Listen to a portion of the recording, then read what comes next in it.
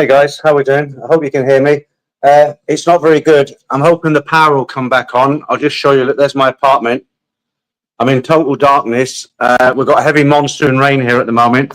And what's happened is the power went off. I was sitting here. I just had dinner, hadn't had a shower or anything. And I was sitting here and let me just make sure I got my mic turned on. Hang on, bear with me. Yeah, that's okay.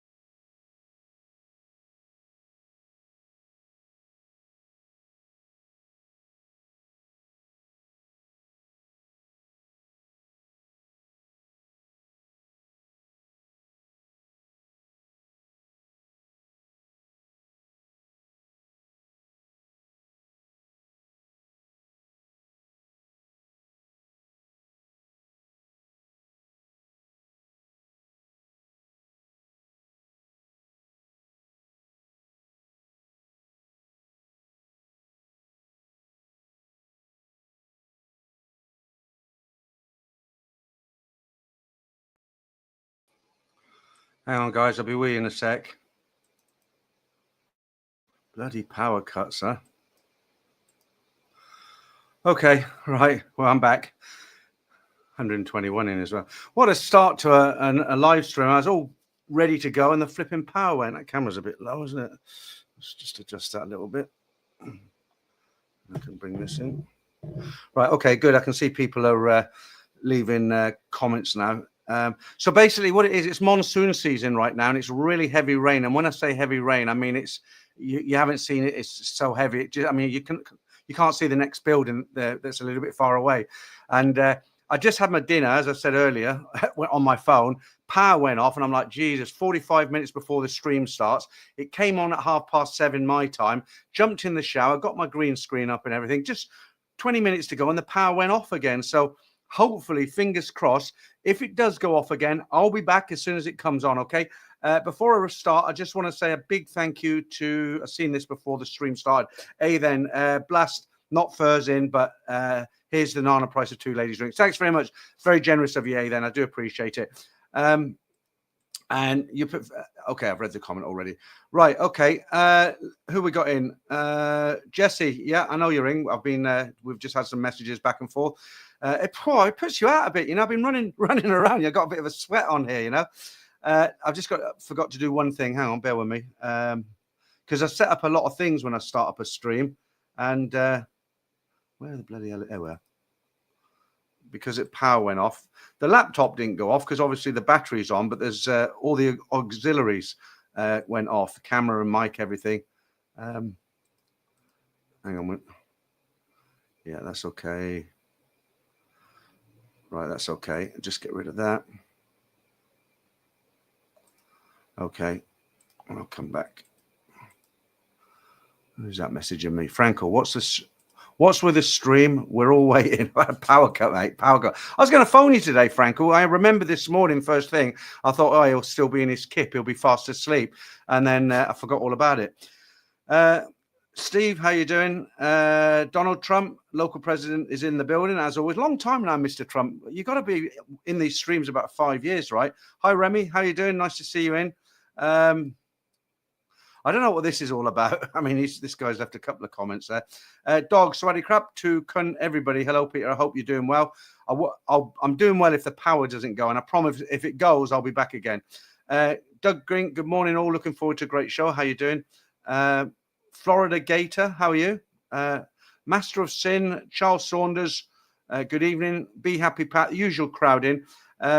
Just very quickly, I had he's kind of an up and coming YouTuber. He's a bit more professional than your average YouTuber in Patio. He rents a studio, this young guy. He's about 30, I say young, and really nice studio, He's only got about 1,000 subscribers right now, but he asked me if I could come down. Well, I was going down anyway, if he could do a podcast for me. And it went on for about an hour, and I just watched it before the power cut for dinner. And yeah, it was really good. I was surprised because I was talking about things I wouldn't normally talk about. So he must have been able to get that out of me somehow. But if you want to watch that after the stream, I have put a link in the description. And that's a full 1 hour podcast with him interviewing me rather than the other way around. Glenn, how you doing? Good morning, everyone from Toronto. Stephen James, how odd. I'm in Bangkok. The rain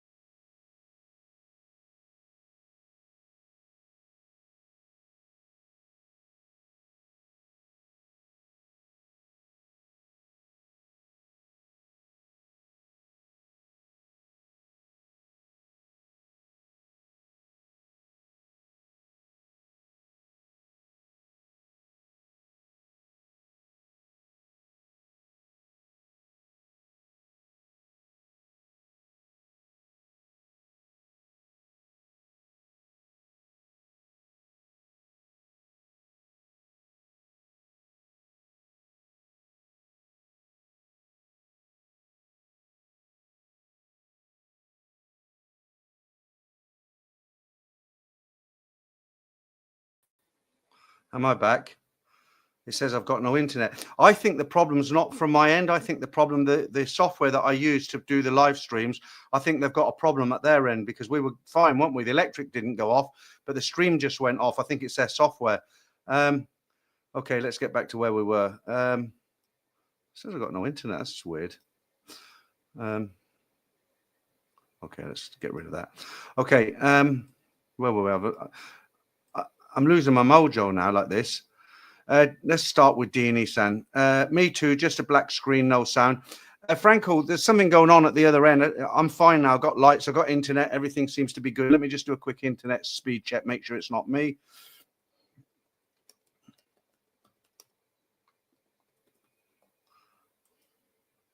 Yeah, this is fast already. I'm getting... it's not... I'm getting over 200 megabits per second. That's fast. That was faster than what I got in the UK. Never mind, we'll crack on. Terry Delve, hello, Peter. You enjoying the raising season? I don't mind it, but it kind of restricts you a little bit, doesn't it? Paul Hoskin, a bar girl a day keeps the lust pains at bay. Okay, Paul. Toby Price, before Peter starts, Ganga is still... Okay. Do you still decriminalize time? I'll put that up there. I didn't even do the currencies this week. Dear, oh dear.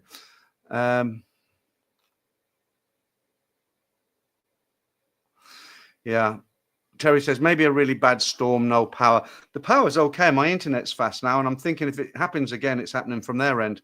Right, let's pretend it never happened. Let's start again. Good evening. Welcome to the live stream from Bangkok. Right, Mick the leg, put 10 bob in the meter. Do you remember that? I remember when it was 10 bob, like 10 pence in the meter. I'll tell you a funny story. When I was a kid, I must have been about 13. We had gas meters and electricity. I grew up on a council estate, okay, and my father died when I was very, very young. I think I was about 9, so money was tight. The welfare system isn't like that. Wasn't like it is now in the UK. Let me just adjust this a little bit. Oh yeah, well that's too much.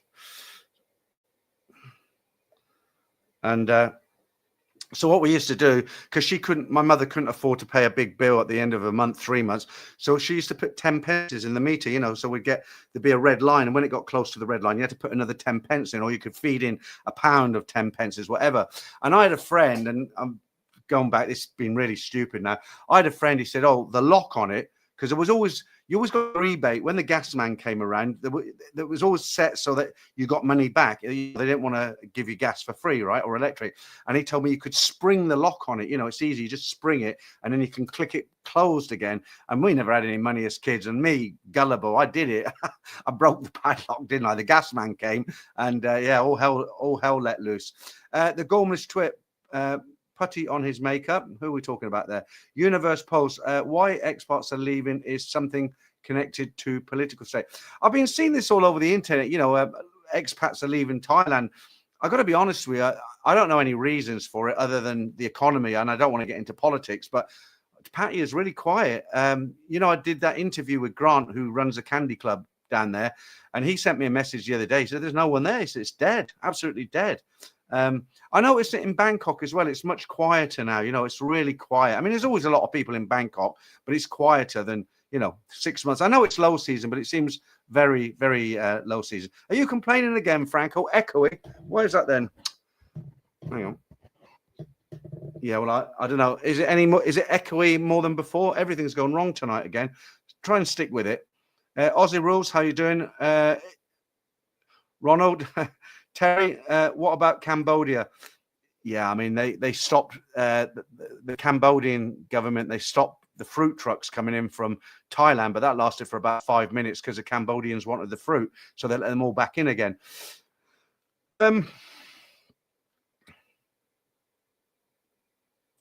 Right, Sally Mangos, out of sync, a 15 FPC frame rate. Okay, right. So there's a few complaints. What I'm going to do is I'm going to shut this page down. Okay, it will take me 1 minute. I'm going to open it again, and I'm going to come back into the stream because I can't do the stream like this. I'm getting a bit annoyed with it now.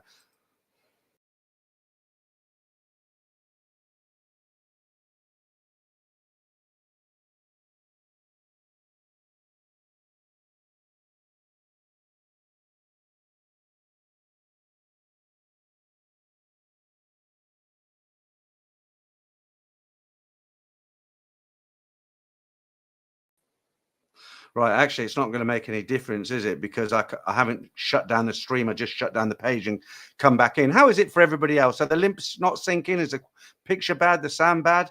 I might have to delay it for tomorrow. I know I might have to stop and do a new one tomorrow. If it's like this, it puts me off, you know. Andrew, what it seemed like the population of Pattaya was in Candy Bar when I walked past there last week. Okay, fair enough. It's always busy, that Candy Club, always busy. Paul says, oh no, it's gone again. Tada on the darkness. Jeff Fried Rice. How you doing, Jeff? Hello, everybody. Surma Sarah again. We had to put 5p in the gas meter all the time. Gas man couldn't count out the coins. I'll tell you another funny thing. We used to also put 10 pences in the back of the TV. It's unbelievable in this modern day and age, isn't it? But we got this. We couldn't afford to buy a TV. Hang on, somebody sent me a message about the live stream. Okay, thank you, Thomas. So, you know, we couldn't afford, my mother couldn't afford to buy a TV, and we didn't have kind of such things like monthly rentals. So what the television company, private little company, what they do, they fit a box on the back of the TV, and it worked the same system as the gas and electricity meters. You know, you put 10p in, you got maybe 2-3 hours of watching time, then the TV would go off, and if you wanted to watch it again, you put another 10p in, or you could put 2 or 3 in it, it'd stay on all night. And sometimes we had 10p, sometimes we didn't.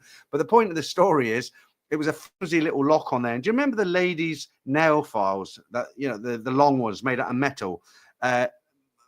What we used to do, me and my friend would go, would go behind the TV, always like want to buy some sweets or something, and we'd put in this lady's nail file and we'd jiggle it, and it'd open up the box, and then we could lock it again. But we did it too often. And I remember one time the guy come around, I was hiding upstairs, and I'd hear him say, there's only 20 pence in this box. It's been a month since I've emptied it. You know, Jesus, what memories. Okay, Travel Gamer, how you doing? That's good. You're saying it's good now. See, what it is, when you do a live stream, you get everything prepared, you get everything ready, you're in a certain frame mindset, and you're ready to go. And when it all goes wrong, like, you know, the lights go off, the internet goes off, I'm not syncing and everything, you kind of forget everything you had planned, and you just lose your mojo. I do anyway. I find it hard to concentrate. But if everyone's saying it's all good, then we'll just carry on, and hopefully it will come back. I've got a little competition for you tonight. I'll do that now. Perhaps that'll you know, make me a bit better. Right, I'm going to show you 2 pictures. I'm going to show you the first, obviously, and I want you to tell me. I think this picture was taken late 70s, early 80s. Okay, it's in Bangkok, obviously. Tell me where it is. Right, it was taken from a hotel window. Where do you? I'll show you it. You tell me which hotel. Don't guess it. Give me the reason why you think it was from that hotel. So say it was, I can't think of a good example, but whatever hotel you think this picture was taken from, I'll put it on while I'm talking. Look. Okay. No, that's the wrong one. This one. Right. So it's very distinctive, and I'll prove to you when I tell you the right answer, I'll prove to you that it is actually where I say. So this is taken from a hotel bedroom window somewhere. I'll give you another clue, somewhere around Sukhumvit, okay, because Bangkok's a big place. Where do you think this picture was actually taken? And I can prove to you where exactly it was taken, okay? So we'll come back to that. I'll just get rid of that. Oh, and before I go, I promised somebody I'd give his book a little plug. He wrote a song for me. That sounds a bit weird, doesn't it? It's kind of a theme for something I was working on. Okay, so it's called Fallen Angel, and it's by Krista. I can't pronounce his last name, but there it is on there. It's on Amazon. I haven't got a link for it, but if you just put that in there, you can freeze frame it, come back to it. I'm sure you can find it if you're a book person. Okay, let's come down to the latest comments to see if I'm going to miss a load of these comments because I was messing about, right? Stephen James thinks it was taken from the Landmark Hotel. Tada says the Mandarin Hotel. It wasn't either of those. Not sure where that is. Dutch. Semper. I'll put that up there. I can't even pronounce that. Martin Ryder thinks it was taken from the Grace. But remember, I want you to tell me why you think that. Someone's put the Nana Hotel Soy 4, but why do you think that? Why do you think the Grace Hotel, Martin? Dutch Frank says the Hilton, Bangkok Hilton from Sepa, is it? That's a good point, actually. I'll put that up. He says, Peter, don't worry, relax. I'm when it all goes wrong, I'm one of those guys who runs around like a chicken with its head cut off. You know, it takes me a while to come back down. Right. Okay. Some good guesses here. Andy says the Miami Hotel. Okay. And I'm going to show you another picture that proves where that is, if you know Bangkok quite well. Yeah, I'm with you there, Ricardo. You know what he means by the broccoli, right? He says, I'm good to see it has been reclassified, sick of smelling it. Me too. I hate it, actually. And you know what? It actually brings a lot of the people who cause problems here. I've been watching lots of videos of fights on Walking Street and in Pattaya in general. And it's all young guys. And, you know, it's a lot of it's to do with this, you know, because it's like you can come here and smoke it openly. You're not supposed to, but people do. And if they reclassify it, then hopefully that will clean it up a little bit. Tada says someone wrote a song called Fallen Angel. Okay. Hobson's Choice. Good evening, evening, Peter, and all is okay. My end. See and hear loud and clear. Had a tough few days, but we'll soldier on. Okay. Good to hear from you. API from Ramchit looking south to the park. It's not. Martin Ryder says Grace been there since the 1960s. Okay, there's a few hotels around the Nana area. Miami Hotel that somebody mentioned, that's been here since the 60s. I forget the name of it. The one above Therme, that's been here a long time as well. Stephen James says looks like the bridge in the background. Midge, I will stay in the city centre. Okay. James, where are you? Watching live from Bangkok, relaxing. Only alcohol is worse than broccoli. Yeah, but I enjoy a drink. I do. I wouldn't enjoy smoking that stuff. James McEwen, Miami hotels used to be a block. Have you ever been in the yeah, that's the name of the hotel above the Therme. Have you ever been, if next time you're in Soy 13, you go past the Miami hotel, just walk in and pretend you're looking for your friend. It's like a time warp in there. They've got a jukebox, an old-fashioned black and white TV, these white 60s chair.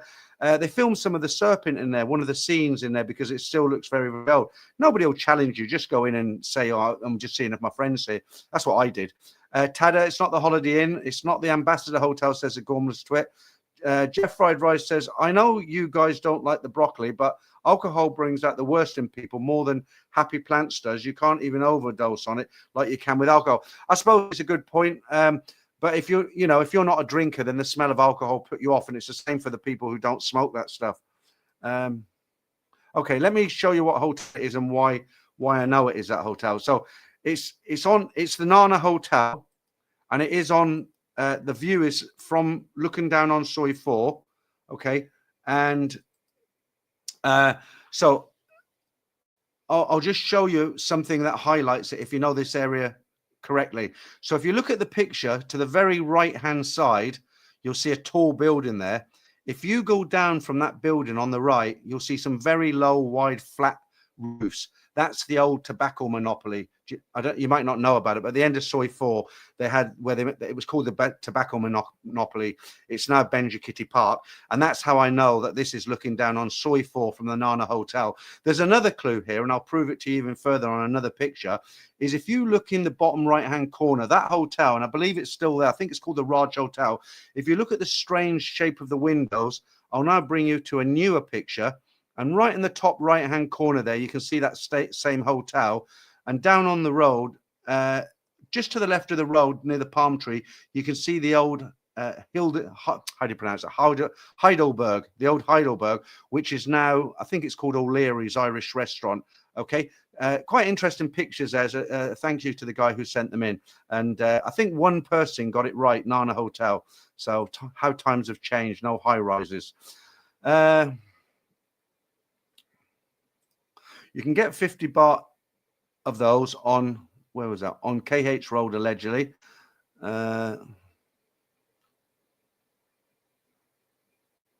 recognize that girl walking on this street in the middle. Something I wanted to mention. I wasn't sure whether I should mention this or not. A lot of people, Ed Sweeney got sick, didn't he? We had a little bit of a fallout because of that Dutch guy shit stirring. And some people came a few months ago and said to me, look, Peter, why didn't you get in touch and just, the guy's ill and everything. So what I actually done, I actually wrote to him 2 weeks ago because I've still got his email address. And I wrote to him, I said, look, I'm sorry to hear what's happened to you. I wish you all the best. And hopefully you'll make a speedy recovery and, no hard feelings, as it were. I haven't heard back from him. So either he's so ill he can't really email, or he still holds a grudge against me, for something I've never done. But to all those guys who said you should try and get in touch, I've now done my bit. Okay. Right. I just thought I'd mention that. Is it that's right. It's the Blarney Stone, isn't it, Dave? I went in there once for a lunch. Alex said, I would probably enjoy another interview with Grant. He came across as a fascinating guy. He's a nice guy. I've known him about a year. I've had dinner with him a couple of times, him and his wife. It was quite interesting because in the comments afterwards, people were like, oh, I'm sure he was a gangster in London or something like that. He looks like that. But actually he wasn't. He actually said in the interview, in the upload, he said, I was in real estate. When you get a block of flats in the UK, you have management fees, ground rents and stuff. That's what he did, and it was a big company. But yeah, he's a nice guy. One of those, he loves it. I think he's older than me, but he's there, and he loves it. Loud music and all those pretty girls. I shouldn't say that because he's married. Right, Colin, does anyone have any updates on the taxes on bringing money in? It's gone a little silent. No, this is what happens in Thailand. Something new comes out, a big hoo-ha about it. Everybody talks about it for a couple of weeks and you never hear from it again. It's like a few months ago, everybody was complaining because they said they were going to, we used to get 30 days on arrival, the stamp, and then they put it up to 60 days. And then there was a lot of discussion about putting it back to 30 days. And we've never heard anything since. The same with the tax. It was like everybody has to pay tax. All foreigners have to pay tax. Everybody was making videos about it. It was all over the YouTube and the news and everything. That's all people were talking about. And nobody's talking about it. Well, it's gone away, has it? Well, it's not gone away, but that's how it is here. Sometimes a subject will come up and it's talked about and it goes away. Might come back, who knows? London Shaft. The troublemakers are under the influence of alcohol. The broccoli smokers are under the influence of pad thai and 7-Eleven snacks. Fair enough. Okay.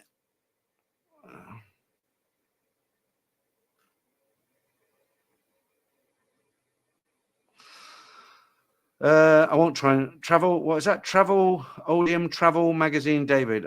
It's quite a mouthful, isn't it? Stayed there a few times, and I know the owner who was Thai and lived in Adelaide, Australia. Okay. Patrick, I was curious whether whenever I hear of foreigners moving to Thailand and find a job, is it usually in the entertainment industry? So something here, it's not easy to come here and find a job. Most foreigners who are employed here, they're employed by big companies and they're sourced from wherever they're working overseas. Like when I first came to Thailand, I didn't opt to come to Thailand. I didn't choose to come to Thailand. The company I was working for said, you're going to Thailand. And I went to Thailand and the rest is history. You can't come out here and just get a job like you can in your own country. I mean, you can't. Most professions are protected for Thais. Like you can't come out here and be an electrician, a plumber, a groundsman, a taxi driver, a beautician, hairdresser, polishing nails, whatever it is. They're all protected jobs. You can't do it. The only thing you can do out here now is you can be a digital nomad on the DTL visa, but you can't be paid by a Thai company and you can't have any salary going into a Thai bank account. Okay, so it isn't easy to get employment here. So, for instance, if you worked for the Holiday Inn and you were working in Malaysia and they promoted you and they said you're going to go to Thailand, then they'd do all the visa and stuff and you'd be working here for the Holiday Inn. But to just get off the aircraft and look for a job, it's pretty hard. And a lot of the bars, guys don't work in the bars, they actually own them, most of them. And the bigger kind of chain groups, I know Hooters kind of closing down a lot of outlets, or they're going. But the manager of Hooters would have been a foreigner employed by the Thai, there would have been some Thai shares in there. I get this all the time. People want to come here and be a barman and stuff like that. It's not going to happen. You wouldn't get the work permit. And if you can't work here without a work permit, many have tried and many have been deported.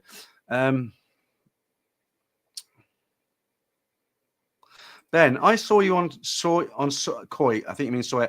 I saw you on Soy 8 the other day. Possibly, Ben.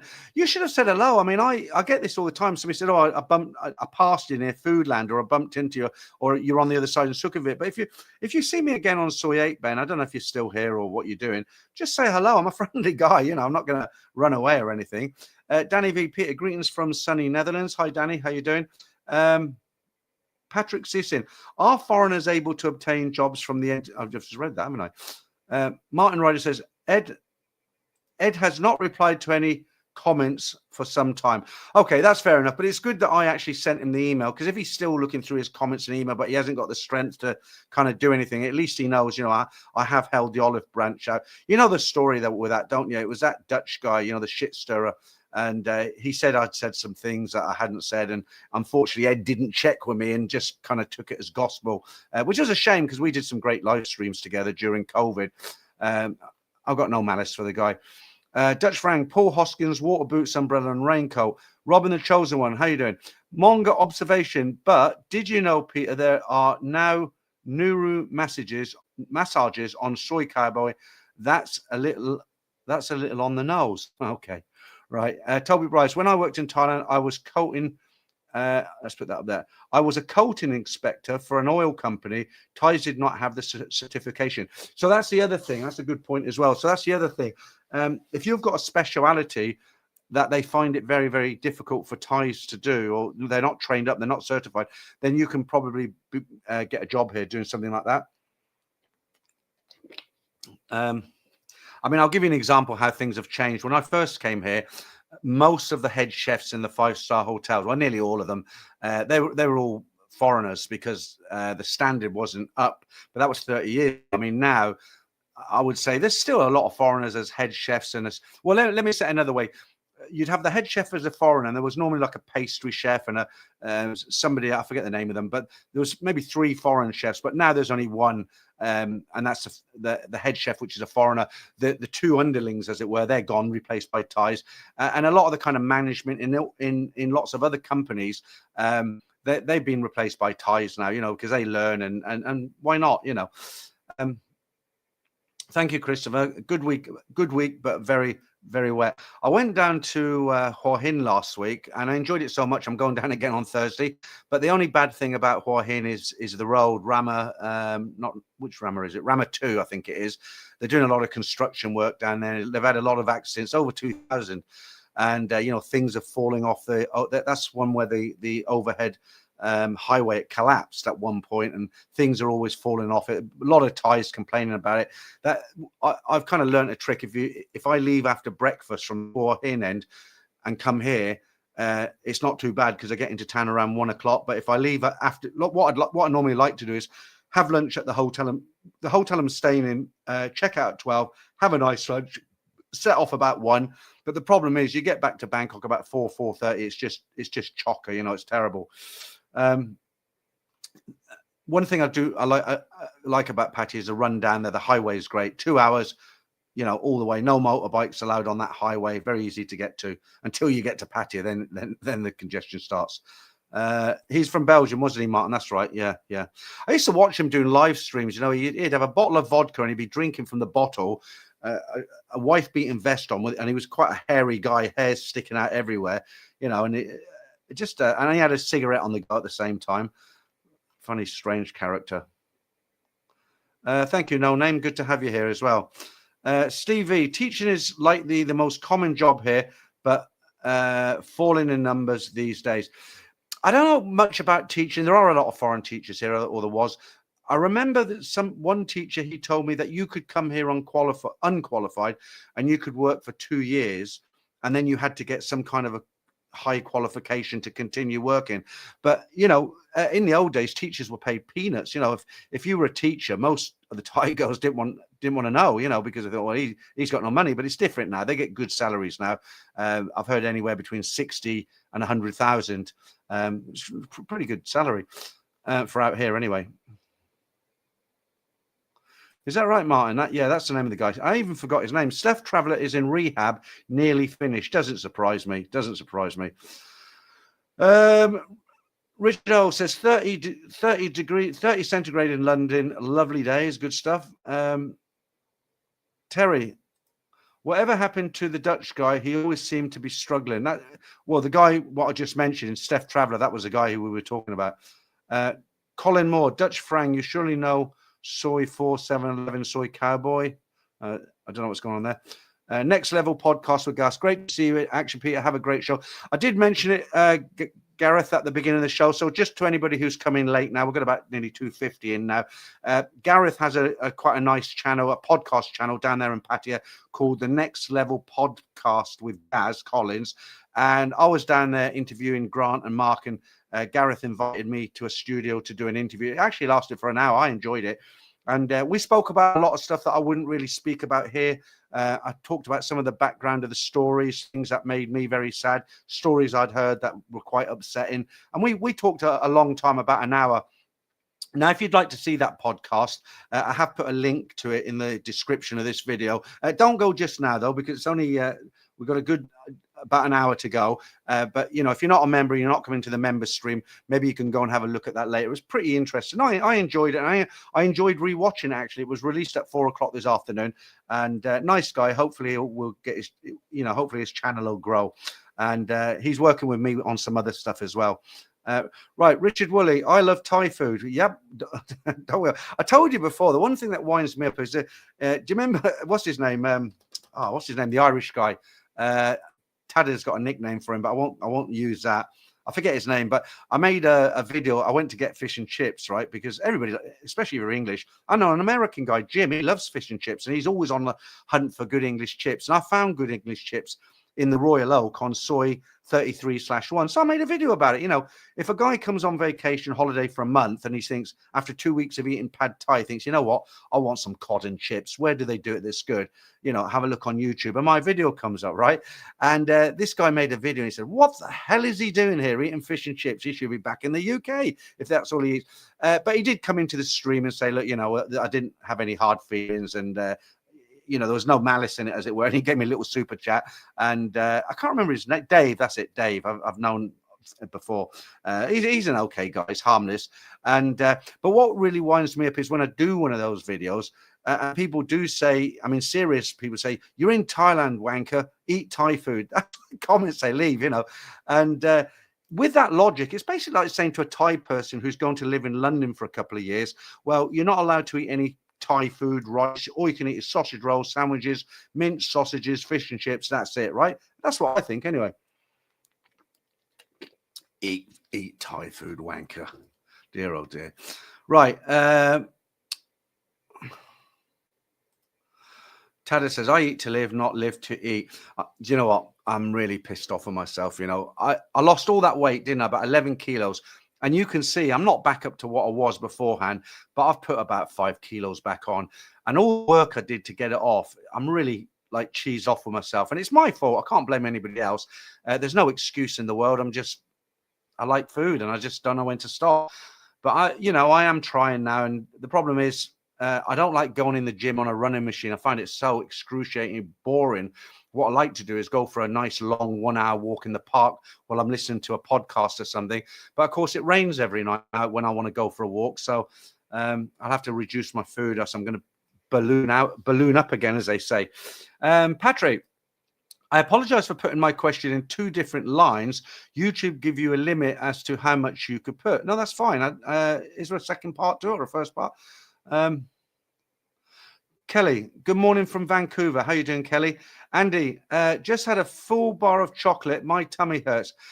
Do you know, I don't mention chocolate. I love frozen chocolate. When I say frozen, back home, I used to buy a bar of Galaxy or Cadbury's full milk, and I'd put it in the freezer overnight. And I like, you know, really hard chocolate.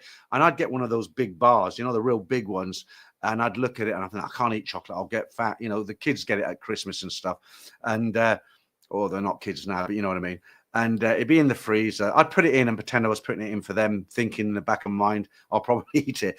And it'd be after dinner. I think, an hour after dinner, I'll just have one line. You know, they used to be, there were bricks, weren't they? Bricks of chocolate. And I thought, I'll just snap off the end one. So I'd cut the end one off, put the silver foil back around again, wrap it all up nicely, like I'm never going to touch it again, tuck it down behind the garden peas or something like that.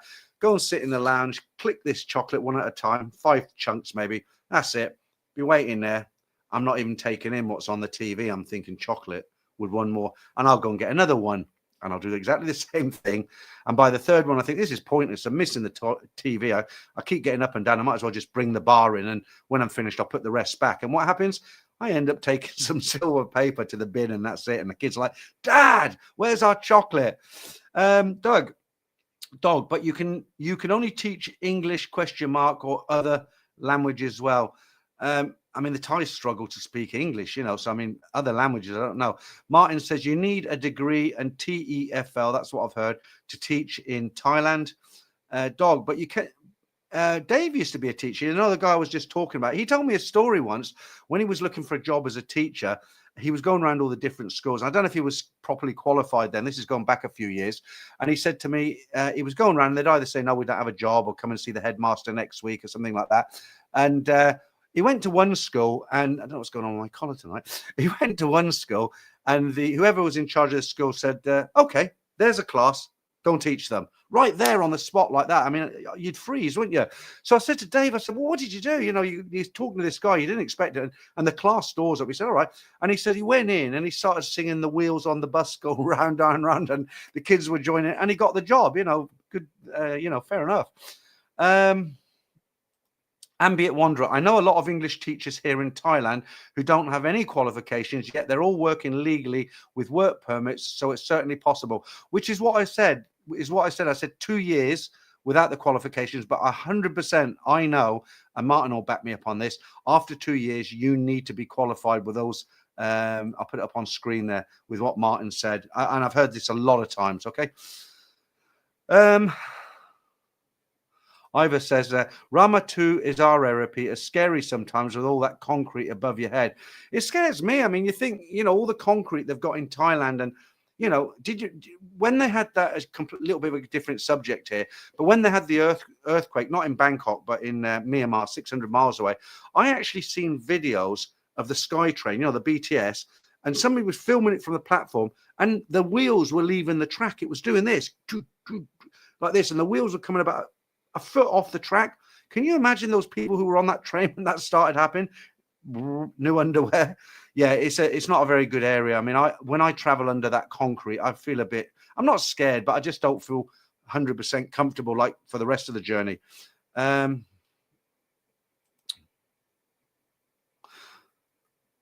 let's get away from the teaching comments now. Aaron, good evening. How you doing? I don't know what's going on with Colin Moore and Dutch Farang here, but I don't think I'll get involved. Right, Tada. Okay, I'll put it up. I won't say it. It's a bit of a harmless nickname, isn't it? Okay. Yeah, no worries, Gareth. No worries. I had a look, and the numbers were pretty good not long after we'd done it. So hopefully you'll get some good viewings. And I mentioned it again at the end because it was a good interview. Steve V says salaries are increasing, but about half of what they are for teaching in China. Okay. I know a guy, another different Irish guy called Neil. He's actually teaching out there in China. He's loving it. He says it's great. He says the Chinese are treating him really well. He's got a nice high salary, just bought himself an electric scooter, and he's enjoying it. I wasn't particularly keen. I worked in China over about 2 years on separate occasions. I worked in Beijing, obviously, in a hotel, and I was sent to a seaport called Dalian, and this was a long time ago. I didn't particularly enjoy it. I'll be honest with you. It wasn't my sort of place. Much prefer Thailand. Right. Peter Hamilton says, Soy 11 Sukhumvit is very scary. You walk there first time in 20 years in Thailand, intimidated. Why are you intimidated, Peter? What is it about Soy 11? Is it the guests that stay in the Ambassador Hotel? Is that what you're kind of hinting at there? I know what you mean, if that's what it is. If it's not, is there any other reason? Right, Jesse, try having a pregnant Thai wife having cravings of obscene Thai food while living in California. I was lucky there, Jesse. My Korean wife, when she was pregnant, she never really got any cravings. Maybe ice cream. I can't, a while ago, quite a long time ago. Mitch, too much fried cod. how often do I have it? When I made the video, the last time I had it was, you go and look on the date on that video. I think it was a month ago, easy a month.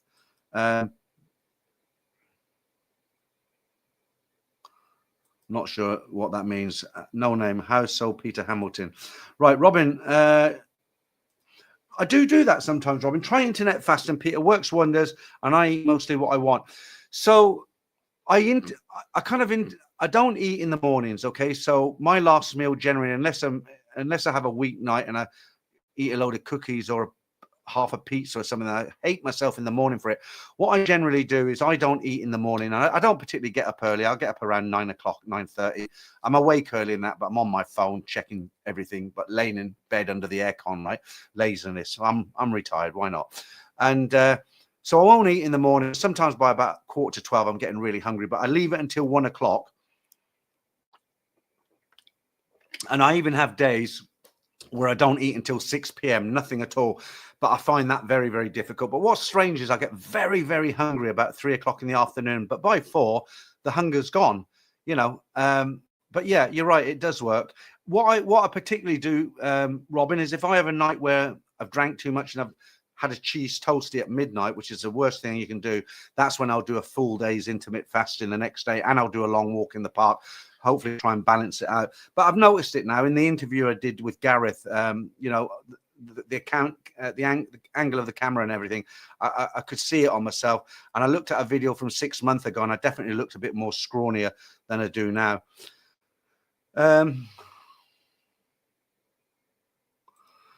Dog says, a lot will depend on whether they are registering you for tax or if it's a public school. Okay, I'm going to try and get away from these teaching comments now. Aussie Rules. Incredible number of AI YouTube channels about Thailand nowadays, like Unbound.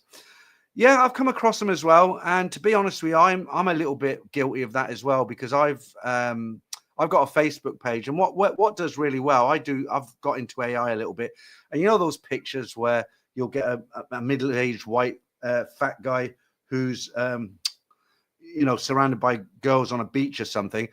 They get a lot of viewings, you know, and people share them, and you know, make a little bit of money on Facebook now. I never used to, and it all counts when you live out here. But yeah, I mean, some of them are very good, some of them are pretty crap, aren't they? I'm just going to stick to what I do.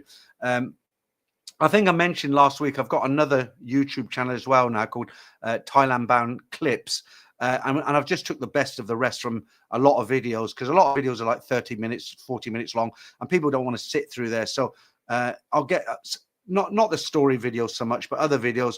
I get a graph where the main batch of people watch. You know, there'll be a peak, and I've, you know, split that and put it into this new channel. So anybody who's interested and they just want to watch 5 minutes, 7 minutes of a video, that's Thailand Bound Clips. There is a link to it down in the description.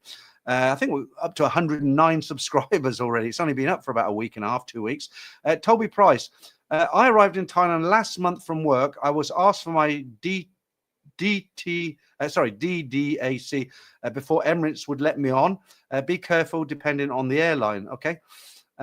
Dutch Frank, midnight 7-Eleven toasty sounds great. Well, I make my own because I buy really good bread. Though I can't knock the ham and cheese toasties of 7-Eleven, but I do notice the difference from the bread I buy, because there's actually got sugar in the bread in the one at 7-Eleven. I think it must be slightly sweetened, because I can taste it's very much different. But then I buy sourdough from Terminal 21, 90 baht a loaf, very good bread. They cook it every day. You can see them bringing it out of the ovens. You know, it's not heated, it's actually baked. It's a Japanese bakery, I believe. They're everywhere. Ian, hi Peter, staying in Soy 8 in September. Watched an old video of yours from 2 years ago. Was it about the Stable Lodge Hotel on Soy 8? That used to be cheap. They put their prices up a little bit. I'm not far from Soy 8. Give me a shout when you get here. I'm not going to try and pronounce that name, so I'll put it on screen. I enjoyed last night, the first Irish coffee in Bangkok. It's been years since I had an Irish coffee. Stevie, I spent 3 years in Hainan, that is. Love the small island culture, but not the culture of the two employers. When I was in China, they had two currencies. They had it began with F. You had the local currency, whatever it was called. I can't remember what it's called now. And you had a foreign exchange certificate. And whenever you went out in a taxi or you did something, the local Chinese, they always wanted to be paid in the foreign exchange certificate because it was worth about 10, 15% more than the local currency. I got into so many fights, arguments with Chinese over that.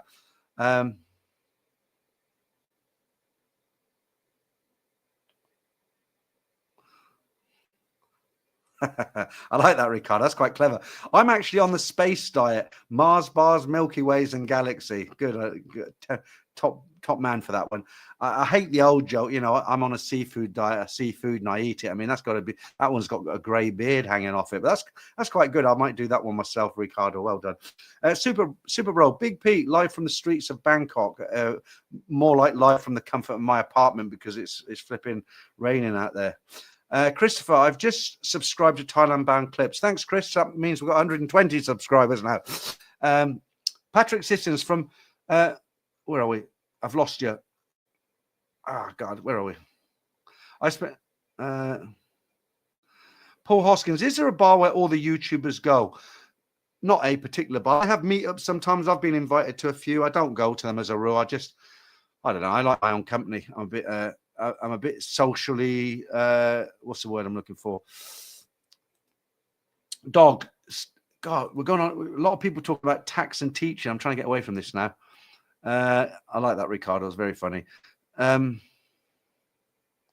Right, Chris. How you doing, Chris? AI is scary. A lot of jobs could be finished very soon. Office admin, PAs, bookkeepers, even things like low-level lawyers and even theoretical GPs could can't get the word out. I know what you mean. GPs could one day go, all jobs done by AI. Well, in fact, this has already happened in China. I was watching a video the other day, and they've got coffee shops that there's no staff, basically. You probably think, well, how can the money gets stolen? But there is no cash. It's all done by cards. And I watched another one, a hotel. They have room service, big hotel. They have room service. They don't have any waiters. It's all what happens is a cart, because it's not like in the UK. Somebody sees food coming along in a cart, they'll bloody kick the cart and take the food, run off with it. But in China, they've got these food carts. So you put your order in, and it gets loaded into a card, and they put something into the keyboard, and it knows to come to your room and deliver the food. Fantastic. But as you say, Chris, jobs are going to be lost, aren't they? That's the problem. Patrick, from what you've seen of the Indians camping at the beach rather than spending at a hotel, a really big issue at this time in Pattaya. Okay, but we've got to make something really clear, because I've got Indian friends here who are English Indian friends, American Indian friends. Those guys who come on the big tour groups from India, I don't know much about them. I worked in India for about a year, but they don't seem to have a problem kind of sleeping on the beach, peeing in the sea, which the locals complain about and stuff like that. But yeah, it's a big issue for a lot of people at the moment. And I don't know what the local authorities are doing about it, because it's actually not expats. It's mainly Thai people are complaining about what's going on. They leave a lot of rubbish on the beach, a pee in the sea. Like you say, they lay out some mats and they just sleep on the beach, no hotel room. I haven't had that for ages, Paul. Melted cheddar on cheddar. I've got cheddar cheese. I've got bread. I've got a toaster. Just forget things like that, I'll probably have one tonight now and blame you. Joe, I knew somebody was going to ask me that. Let me tell you where it is. I can't remember the name of it, but it's a Japanese bakery. They're all over the place. So if you go to I know that the one I go to is in Terminal 21 on Asok, okay? If you go into the basement, where there's in the basement, there's a Subway. They have a few Dairy Queen ice cream, all this sort of thing, and they have a food court, a little mini. They've got one on the 5th floor, but they've got a little one on the fifth, on the ground, on the basement. Okay, so if you go down to the basement, if you go into the back door to go into the car park, it's just on the left there. A fabulous bakery, fresh bread baked every day, and they do, as I say, they do wholemeal and all sorts. Okay.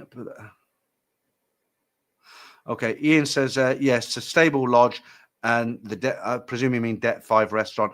I've kind of stopped going to Det 5 now. I've been going there for 2 years, and I'm kind of bored with it now. And I've been going to other places. Nothing wrong with it, just fancy a change. I went out for a meal last night, and when I go out for a meal, I always tell whatever I order. I always tell them in Thai, no gatia. I said it in Thai. No. I always say no garlic, no sugar, okay? Because they do put a lot. I don't like garlic, as you know, and sometimes they put a lot of sugar in it. And last night I went out to quite an expensive Thai restaurant with 3 friends, and I didn't want to come across as too fussy, so I just said, "Oh, no garlic," okay, because I thought they might put a little bit of sugar. Honestly, I can't name the restaurant because of the you know, they've got very strict laws here in Thailand that you can't say I went to a restaurant last night and the food was terrible. You can actually get arrested for it, believe it or not. It's called I thought the word this morning, it's gone now, but you just can't do it. There was so much sugar. I had chicken with cashew nuts and a vegetable, mushrooms and kale, something like that. And both dishes, there was so much sugar in it that it actually tasted a bit like a dessert. It was sweet, and I ended up leaving it. I didn't eat it. I ate the starters. We had some kind of, I can't remember what they're called, not spring roll, something else, but I ended up eating most of the starters. And I left this food, and it was a shame because the bill was like 2,200 baht for 4 of us, and you know, and I didn't eat any of the food. It was just so much food. So if you're not into sweet food like that, you do need to, you know, you do need to let them know. To say it in Thai, I always say mayo gatiam. That's no garlic. Mayo nam tang. Nam tang is sugar. So they understand that. You know, because if you stay here for a month, they put sugar in everything. If you're a diabetic or you're close to it, it's very bad for you. Very bad. Right. Okay, Gringo. Hopefully, yeah. I mean, email me, and if I'm free, we'll meet up for lunch or something like that. But a lot of the time, I go out of town or I'm working on YouTube, so I don't do it in purpose. If I can't make it, I can't make it. If I'm free, I'm free. But I do have a lot of free time as well. Franco, your internet running slow today. Can't do nothing about it, Franco. It's the rain. When we have very heavy monsoon rain. I used to have a monitor in the UK. When I sat there, I'd be doing the live stream here and I have an extra monitor and I could see what you guys were seeing as you see it, but I just don't have the room here. So as long as you can hear me and see something on the screen. GC, hi Peter, how are you? Just want to give a shout out to all the guys. Do send your Thailand experience stories to Peter. We definitely need news stories. They do dry up sometimes. What I really like about people sending their stories, like in 2 weeks' time, I've done a full upload of repeats. I've had to because I ran out of stories. I've done, because I'm going down to Hua Hin again on Thursday. I don't like to rush when I get back. So what I've done 2 weeks of, like a month of stories. I've already got them. They're already up on the server. You just can't see them at the moment. But I do run out. And it's a case, some people complain and say, oh, you read that out. But I don't take stories that I read out last week. You know, I mean, I've got them all dated and catalogued. And what I'll do, I'll go to the oldest ones. And the oldest ones started, and I think it was January 2021. And I'll look at the best stories from that long ago. And if they're good, if I think they're good, then I'll reread them. And if I don't do that, it's just a case of the guys who like the stories on a Saturday, they'll be waiting for them and nothing will come. So, you know, what do I do? But the good news, the other side of that coin is I always get news stories. Sometimes it's like a graph, peaks up and down. I'll get a load and then none for 2 weeks, and then I'll get 5 come in, and it depends on the length of them as well. If they're all piddly little stories, you know, you can get 5 into one upload. If they're long stories, then you can only get 1 or 2 on. Ronald says, why don't you put a live video on the background like with the stories? The software I'm using, it doesn't allow for a video to be played in the background. I've actually suggested it. I use a company called StreamYards to stream my videos. Most YouTubers here in Thailand use StreamYards. If you're interested in signing up for it, there's a link in the description again. I'll get a tenner if you do sign up. But what it is, you see, like there's lots of things you can do here. Like, you know, when I used to run competitions, or I'll put a picture up, or I'll play a song, or, you know, just like we'll put this up when I do that, you know, that's all done within this software. Because if you're in YouTube, you can press a button that says go live and you can't do anything. You can't put comments up. All you can do is just talk and people can see you and they can see behind you. It'd be great if they had a video background, but this software StreamYards at the moment, it doesn't allow for it. You know, they only allow for a picture. Anybody know where that is in the background? That's an easy one. Where is that? Dead easy. Tell me where you think that is behind me. Right.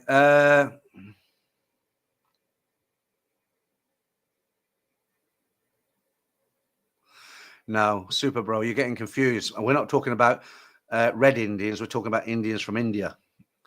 TTT, I have just resubscribed and so glad I did. Oh, thank you very much, TTT. So if you're in the member stream tonight, I'm going to try and sell the members again. If you're not a member, when I do the member stream 15 minutes after finishing this stream, I've got 4 competitions tonight. 4, not 3, 4. I've got joke of the week. I've got a whole bunch of stuff that we do.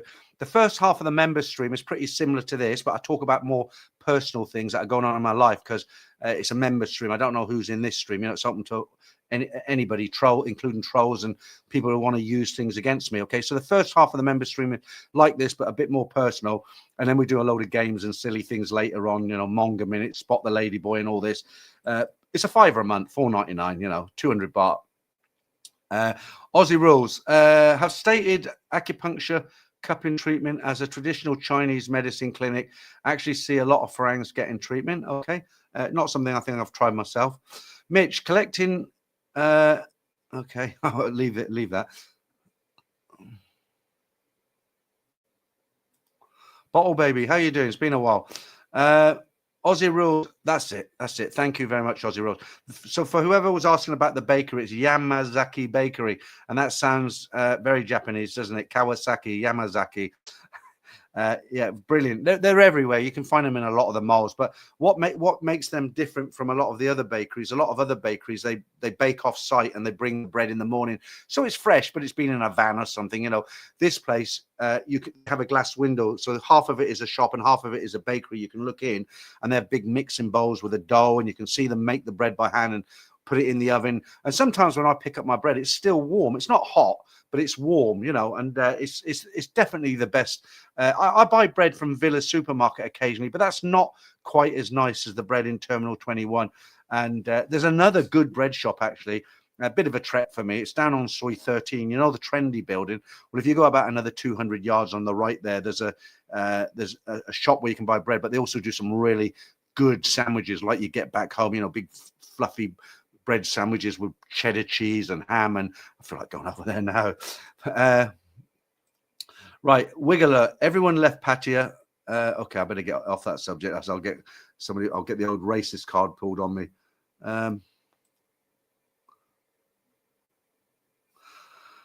Right, Jesse, glad to see you got power back up, Peter. I finished the other video and came back to see you're finally live. Yeah. Well, it was virtually straight away, but 1 or 2 people are saying there's a bit of a it's a bit slow tonight. I can't. Most weeks it's great, isn't it? Maybe when I turn this one off and come on the member stream, it'll settle down. Chris.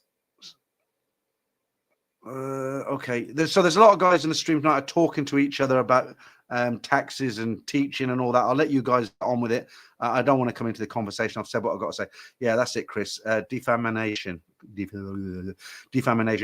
weird in Thailand. If you, I mean, I've written a few negative comments about hotels I've been in, but nothing too bad. I mean, you know, you can kind of write, well, I stayed in this hotel and the bed was a bit dumpy. I don't think I'll stay there again. Or you can write, I went into the restaurant with my girlfriend. We ordered 2 different dishes. Mine came out 10 minutes before hers and wasn't very comfortable eating in front of her. You can write stuff like that, but you can't, you know, write, you know, I went to this hotel. It was the worst hotel I've ever been to. The staff were rude and blah, blah, blah. You can get arrested for it. You can really. You're not allowed to do it here.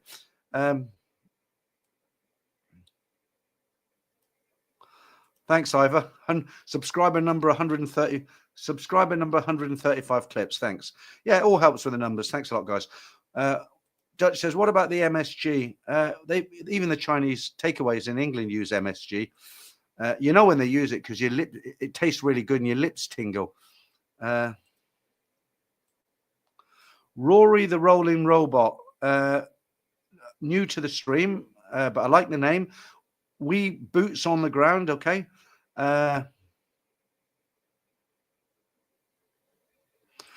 No, not at all. Scepter, you said no garlic for Thai food is kind of difficult.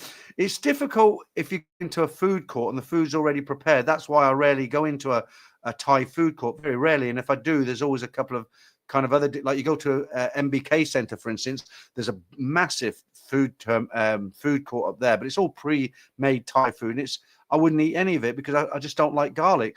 But they have an Indian food place there where you can get naan bread and butter chicken and stuff. I'll go for that. It's not that I can't eat garlic whatsoever. I can. I mean, of course I love Indian food. That's got garlic in it. I eat Italian food. That's got garlic in it. But the thing with Thai food, it overpowers. Okay, when I go and look at the food, it hits my nostrils, just a raw smell of garlic. And people will say to me, "Oh yeah, but you should eat it because it's good for you." And I know it's good for you, for everybody, because I've looked it up on Chat GPT. It is, garlic's very good for the body. But for somebody to say to me, eating garlic is good for the body, so you should eat it, that's like me saying, imagine dog shit was good for you, right? Actual dog shit was good for you, as good as garlic. Would you eat it just because it's good for you? It's the same for me and garlic. You know, I can't eat it. But in answer to your question, it's kind of not difficult at all, Scepter, because I go to many Thai restaurants, and because I can speak in Thai and order it in Thai, they rarely make a mistake. You know, I go to Suda on Soy 14, great Thai restaurant, big bottle of San Miguel Light, 120 baht. But if I meet a subscriber and he wants to meet me for lunch, 9 times out of 10, I'll say, let's go there because it's great Thai food. It's not expensive. I know the guy will offer to pay for me, so I don't want to take the mickey. I offer to pay half, but most of the time the guy says, no, you're all right, I'll get it. So I don't want them to have a massive bill. So I do eat Thai food in lots of different restaurants. But the difference is it has to be freshly made, so I can tell them no garlic. Okay, we've cleared that up. Ronald, so you can't leave a 1-star review on Google Maps of a restaurant. Sounds like, no, you can. That's what I was trying to explain to you, Ronald. Of course you can. You can leave an honest review and say, yeah, 1 star, I wasn't impressed. The service was a bit slow. And you'll probably be okay. No problems there. But you can't, you know, look, I'll give you an example of something you can't do. And the guy was silly. He had to make a public apology and embarrassed himself. And so there was a guy, and he was an influencer. I hate that word, influencer. I'm an influencer. You know, well, these people that, their heads up their backsides. Anyway, this guy was an obnoxious influencer. Okay. And he wanted to take a bottle of whiskey into a restaurant in a Thai hotel, and he wanted to drink that whiskey and them to bring him ice to put in his whiskey. And that's fair enough. I worked in the hotel industry. It's called corkage. You charge corkage. So if somebody brings in a bottle of whiskey, because the price in hotels, a glass of whiskey, right? You probably get a bottle. So if you go into a hotel, it's very, very normal around the world to bring in your own bottle, and they'll charge you corkage. That's what it's called. Okay. So this hotel said, yep, no problem. So you can drink your whiskey here, or you're ordering your food. But there is a corkage fee, and they were very polite about it. And he was like, do you know who I am? And I can write 1 review and you'll lose your customers overnight. A normal BS. And they stuck to their ground. They wouldn't let him open that bottle of whiskey without paying the corkage. And this guy, he got very, very upset about it. So he went away, and he just kept leaving bad reviews. First he was saying the hotel was rubbish. They wouldn't let him drink his whiskey. He didn't say they wanted to charge me corkage. He said they wouldn't let me drink my whiskey. Okay. And I was ordering an expensive meal, and he made up a load of lies. And then after he'd finished with all that, then he went back on. He did a load more. He said the staff were rude, the servers were terrible, and he went on and on. In the end, the police went there. The owner of the hotel made a complaint, a police case about it. The police went there and arrested him. And the only way he could get out of it, he had to make a public apology to the hotel on national TV. Or on not national TV, on social media. He had to write the post saying it was all made up. The hotel's got no problems. And this is what can happen to you. But he was beyond bizarre, if you know what I mean. That's not going to happen to somebody. I wrote a negative review for Hotel in Patti. Okay, I'm not going to name it. But what happened, it was a hotel I'd been staying in quite a few times. Budget hotel, 1,000 baht, 1,200 baht a night. Not bad. And it was a Sunday morning. It was 8 o'clock in the morning. And I got woken up to like bang, bang, bang, like metal on metal, and then hammering like nails and stuff. And I was like, Jesus Christ, what time is it? 8 in the morning. I'd been out late, and I know there's no point in complaining to the Thais, okay, because they won't do anything except say sorry. Okay, they'll say sorry, and that's it, and that's not going to put me back to sleep.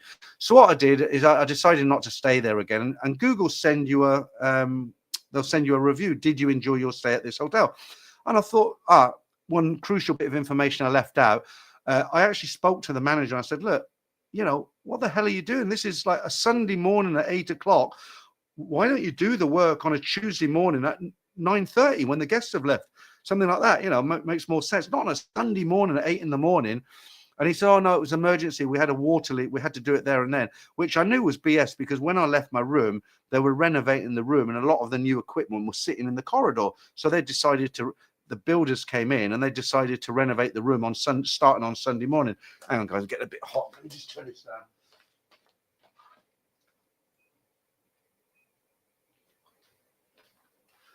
So, Google sent me how did you enjoy your hotel? And I told the truth. I said, well, I won't be staying here again because it's a nice hotel. The staff are okay, but they started doing work at 8 o'clock on a Sunday morning. They told me there's a burst pipe.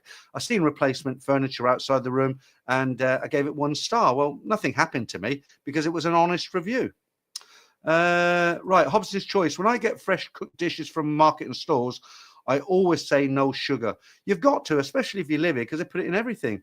Stevie, one thing I miss from China is a high-speed rail network. Similar here would make it a lot easier to see more of the country.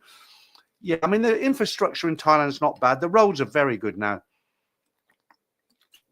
You know, going down south, even going up to Isan, the roads are good, but they don't have, they don't have high-speed trains. The trains are, they have trains, but they're kind of like, they're carrying milk churns on them. Toby Price says, put a PG tipped advert on for us. Oh, the old days. That's gone back to that was in my old garage back in Kettering. Yeah, I've never seen that, Martin. So very entertaining. Lately was a BBC race around the world in China this year. Missed that. Rory, the rolling robot, best name on the internet. My Thai girlfriend wants me to send 50 Thai baht monthly. Says this is normal. I was going to send 20. Thoughts? My thoughts are don't send anything. Don't send anything. Honestly, I could talk for an hour and tell you not to. 50,000 a month. Do you know what kind of a job you'd have to get in Thailand to earn 50,000 baht? 50,000 baht a month. Most Thai families, whether they've got kids or whatever, they get by on like 12, 15,000 baht a month. So 50,000, and we're going to send even 20,000. I know a girl who works in a hospital. Okay, she's number 2 in the department, accountants department. She's quite high up. She's been there 15 years. She considers that she earns a very good salary. She gets 24,000 baht a month. Okay, and she does like a 50-hour week. Don't send it. Don't send 20,000 a month. If you want to send something, send 5. If she's not happy with that, then it's time to look around, isn't it? Okay. A couple of people have said OBS is very good for live streaming. I've got a genuine reason why I don't use OBS. It's very, very good, but it's very, very complicated. Remember, I'm 65. I'm a slow learner now. My brain doesn't remember things.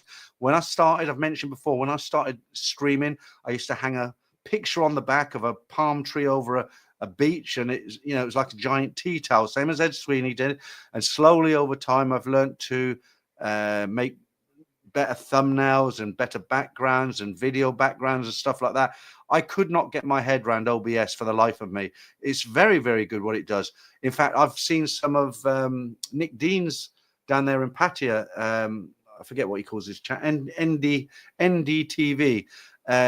You can set it up so, they're in one side of the screen. You've got a competition on the right-hand side of the screen. You can see the girls at the bottom of the screen. You can have like days of the week numbers. It's great. But really, I know my limits, and what I'm using now is good enough for what I do. I wish it did a bit more. It probably will, because they're always developing. But OBS, I tried it. I spent a week on it. I gave up. It's too complicated for me. Simple answer. Okay, good. Right, read these messages to the guy who said, should I send 20, right? And we got one from Hobson's Choice. And we got one from Colin Moore.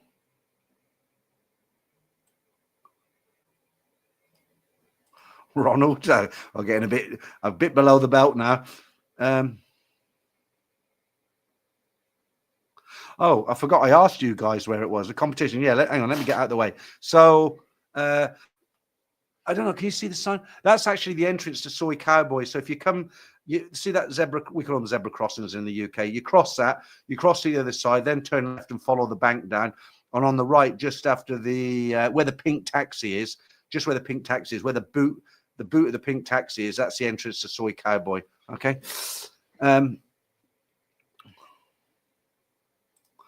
Roy, the rolling robot. I think it's a ransom. Blimey, that's a lot of money. 50,000 a week. That's what I live on.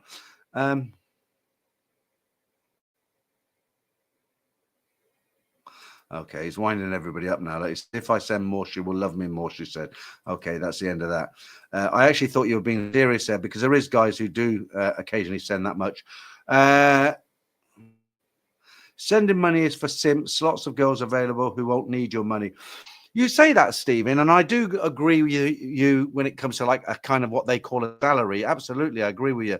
But, you know, if you've got a Thai girlfriend and she's a genuine girl, even if she works, she'll have a small salary compared to what you have in your bank account. And it's very, very normal, as it is in the West. You know, if you had an English girlfriend, an American girlfriend, and you were living with her and she wasn't working, or even if you weren't living with her, you know, she'd expect you to pay for dinner. If she wanted a new handbag, you get the handbag. She's a serious girlfriend. And if you were living with her, she'd need a bit of money from week to week. You know, she's not going to ask you for every single pound, is she?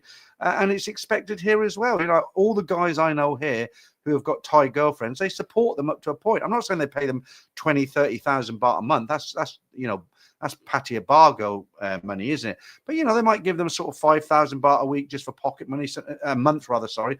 And, you know, I mean, a lot of people do it. And they're not simps. Yeah, Hobbs's choice. It is Cowboy. Toby Price, wrong end, not 23. Dennis loves music. How about your plans to move to Hua Hin? Is it planned? Yep, I've got a lot of confirmed. I've got accommodation. I've got everything, but I don't really want to speak about it here because I don't know who's in this stream. Okay, I'm going to talk about it all in the members stream. I've been down. The reason I'm going back on Thursday, I've just got back because I've got really fixed plans now, and that's not, you know, oh, if you don't join a member, I'm not going to tell you. It's not that. It's just honestly, you know, we get trolls, we get armchair trollers, and there's always people listening and watching. They want to use stuff against you, you know, and I don't want to say the wrong thing and they start posting messages all over the place. So I will have to save that for there. But in answer to your question, yeah, I'm definitely moving down to Hua Hin, and it might be sooner than I thought. Willie, I can't pronounce your last name. I'll just put it up there. Williams, greeting from Los Angeles, California. Hi, Willie. How you doing? I've actually been to California. I came out of LAX. The first thing I thought is, wow, it's big. The roads are big. The cars are big. The people are big. Same in the UK now, except we're big, but the roads and the cars are small.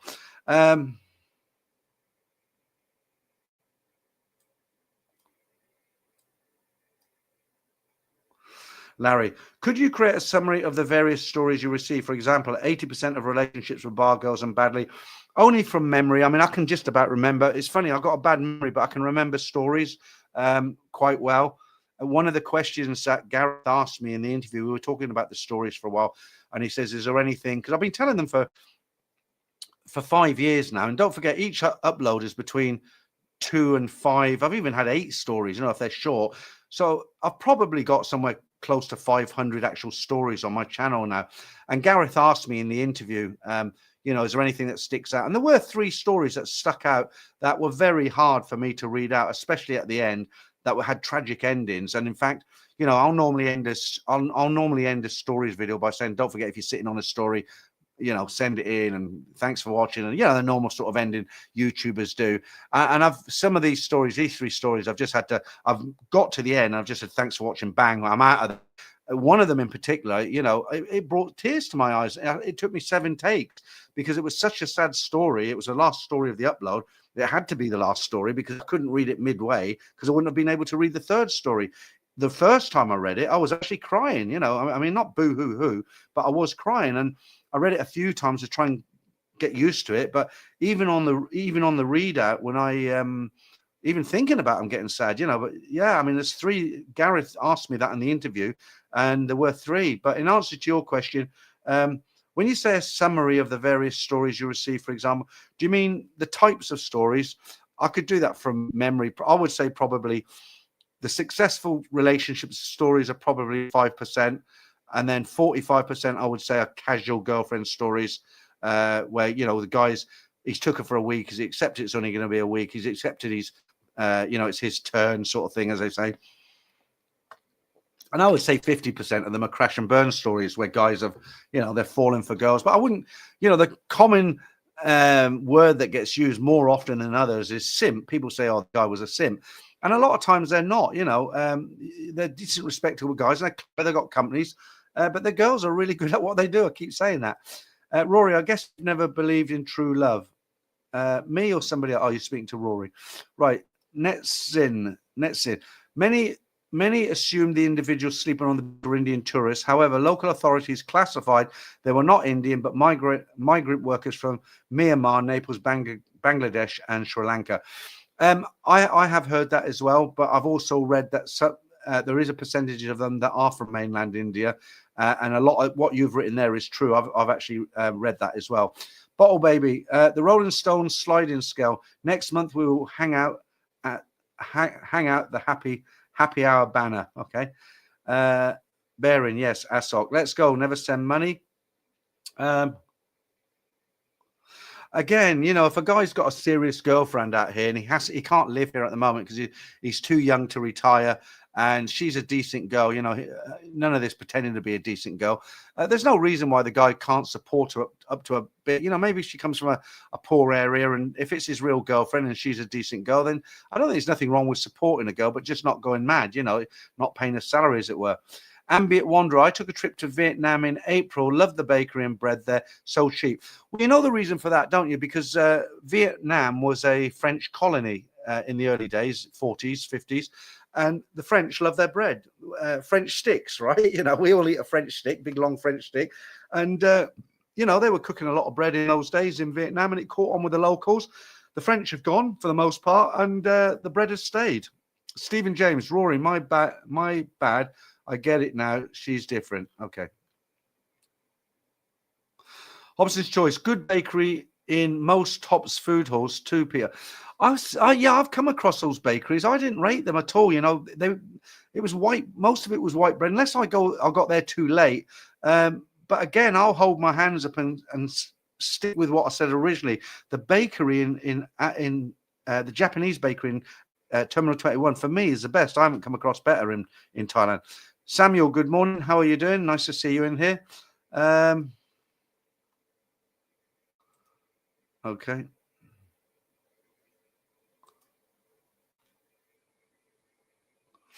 Yeah, okay. I mean, the only Tops I've really been in, because I shop in different everybody's got their favorite places where they shop. I do a little bit of shopping in Villa where I can get my English goods, and I do some shopping in Lotus, and I do a bit of shopping in Terminal 21. I don't really go to Tops at all. The only reason I'll go to Tops is if I want to make some homemade burgers, and I go to Villa in Soy 11 and they've run out of lean mince.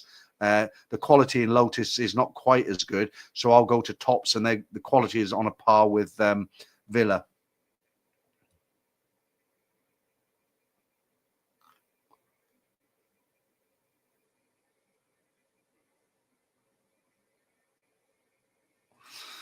Has the building become more trendy since the UK passport office moved out? I know you're only joking, but the trendy build was really handy for me because I need to get a new passport in 4 years. It only lasts until I'm 70. I'm 65 now. Paul, you're saying rub garlic on your arms, keeps the mosquitoes away. That'd be great, wouldn't it? You're stinking of garlic and you go down to Thummy to pull a bird. John, the channel looks great. I'm subscribing. Thank you, John. I'll be honest with you. I don't want to lie. That Thailand Bounce clips, okay, it is my channel, 100%. But I've got somebody helping me out with it. You'll notice the thumbnails are different. When you look at the videos, they're different. They've got words coming up over them, colored words and stuff. And it's a younger guy who's helping me out with it. And I just haven't got the timing. I do Facebook and I do YouTube, and he's helping me out. And he suggested a second channel, and we've worked something out between us, and he's full on with it now. But he's very, very good at what he does. And if you look at that Thailand Bound clips, the logo's nearly this. I did the logo and everything to make it look different, but the actual thumbnails on there, he's done all that, and he's good at editing and chopping up the videos and stuff. Maybe worth having a look if you like my channel. You can tell it's a younger guy doing it compared to my channel, But then I suppose I appeal to guys of my own age, right? Yeah, I know. Even if he wasn't banned, Martin, he couldn't go back. He'd get beaten up by about 100 people down there who he's upset.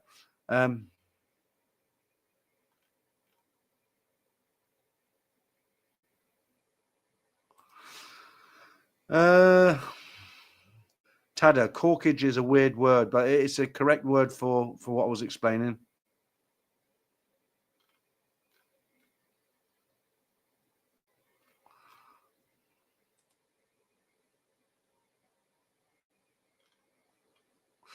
I know you're only joking. Who's that who said that? Just say the bathroom stinks. You're talking about Therme, right? Do you remember the old days in Therme? You'd go to the toilet and they were literally cooking. So you're there with the old fella in hand, looking around, and the cook's actually there. The doorway's there, and she's frying her rice there, and you're literally beside her taking a leak. Well, they've changed that now. Health and safety has finally came to Thelma. Thelma. Can't get the word out. And they've moved the urinals down the wall, and there's a kind of division now. But that was funny. Therme.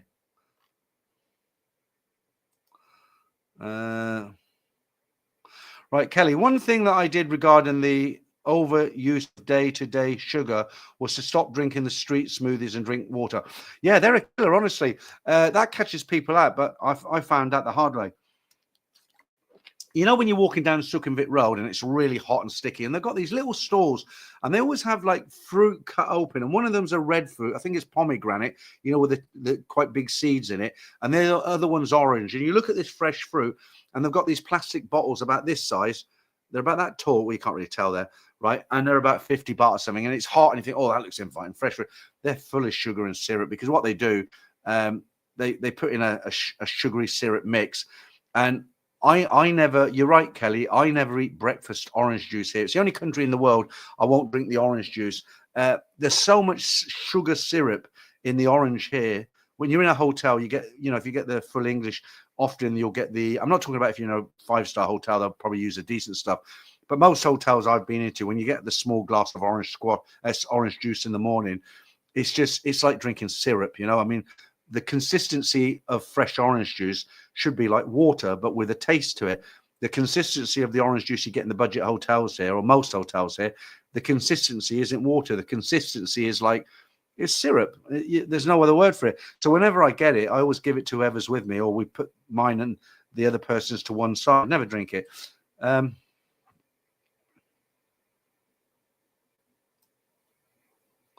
That's incredible. Thai Billy Boy says, I once seen a Thai girl put 8 spoons of sugar in a bowl of noodles in soy 4. Gross. Totally unhealthy as well, isn't it?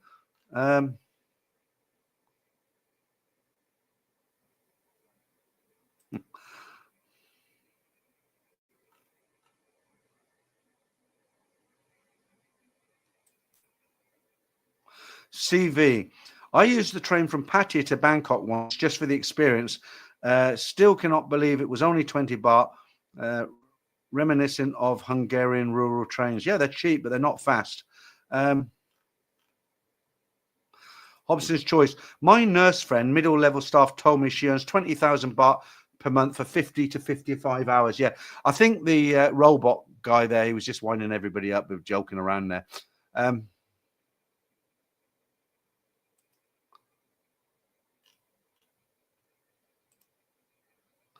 Robin the Chosen One says, forget Ed Sweeney. For 50k a month, she's better to be Sydney Sweeney, mate. Okay. Right, Rory, a sensible comment. Do you use the E2Go app? Really good discounts in Bangkok. I don't, because what it is, you're right, they're good. These takeaway apps are very good in Bangkok. But the reason I don't use them is because I spend a lot of time on my PC. And sometimes I'll be out for the day, so then I like to cook dinner myself at home. But if I'm on the laptop all day, then what happens is I need to get out and walk. So I like to go out and have a walk, you know. Right, I would normally finish the stream now because it's 9:30 and come back at 9:45 for the member stream, but I'm going to keep it going for another 15 minutes. I've still got a lot of comments. If you weren't here at the beginning, the power went off in my building. The internet connection went bad and it was a bit of a slow start. So we'll keep it going for 10, 15 minutes more, try and read out some more of these, and then I'll be starting the member stream probably about 10 o'clock, 10 to 11 tonight, something like that, okay? Maybe a bit longer. Thai Billy Boy, does Thai sinsod still exist if you get married? This is a weird one as well, because, yeah, I mean, the sinsod is basically a dowry, but you normally pay a dowry when you got to keep it clean for YouTube. When you get a girlfriend who's kind of like a new girl. You know what I mean, right? A girl who's been working in a bar, yeah, they demand a massive sin sod, right? But you shouldn't pay it because she's been around the block, you know. Okay, Colin Moore. When I had to come back to the UK for a while with my partner, I sent 8,000 baht a month. She didn't ask for it, but I sent it so she could have an easier life. And that's very, very reasonable. You're talking of like £180, £180 a month, $200.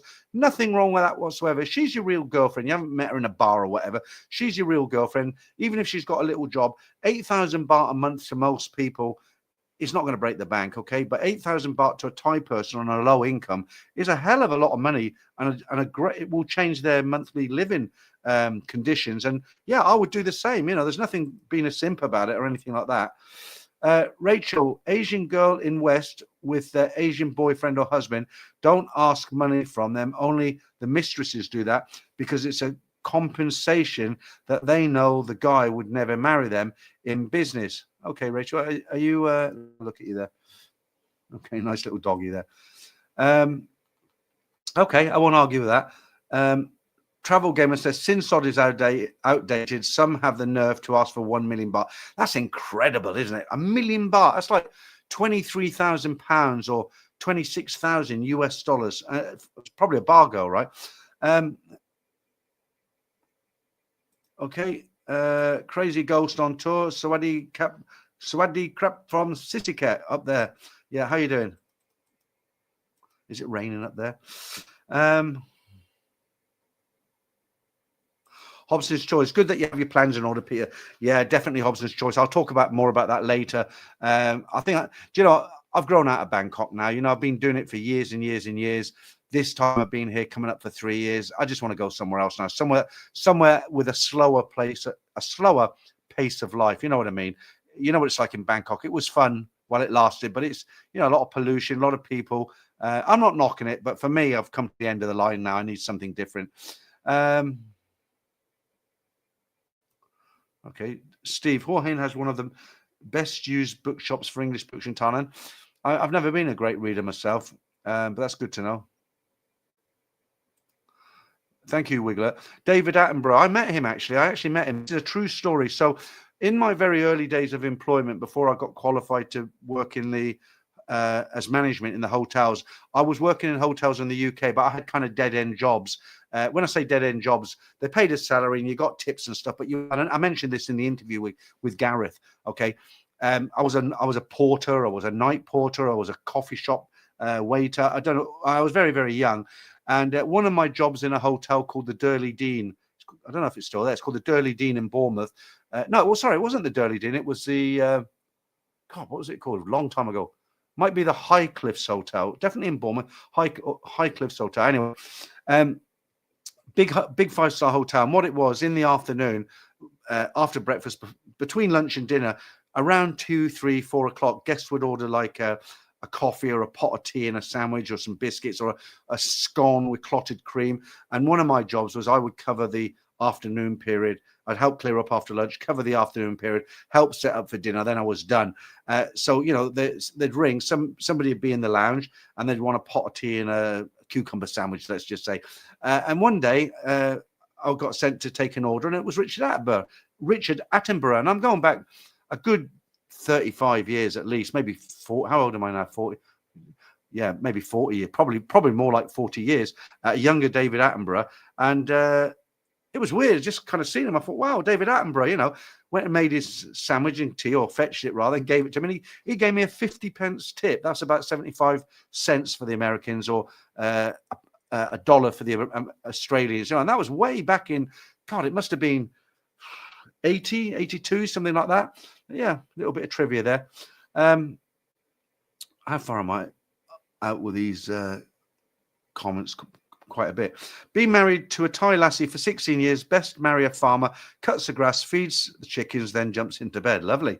Larry, I send my 61-year-old money as needed for unexpended expenses. She is retired and a traditional Thai woman from a southeast province. Don't forget, there is still a lot of poverty here. You come to Bangkok and it's a modern It's a modern flagship first-class city. It's got everything. There's a lot of money. There's a lot of Thais here driving supercars. You see them all over the place. But you go out to the provinces, not the tourist spots like Pattaya and Hua Hin, but you go out, places like Sisiket and villages outside Khon Kaen and Chiang Rai and Chiang Mai, the smaller places. There's still a lot of poverty, and a little bit of money goes a long way here for those sort of people. Good on you. Right, Winglet, sending money is difficult than giving money. First rule, be present. Okay. Mike Braithwaite says, also, Vietnam is one of the largest coffee producers. Okay, Mike. Stephen, good grief. In Bangkok, girls with law, finance masters earn well in excess of 100K. No need to settle for a Nissan farmer.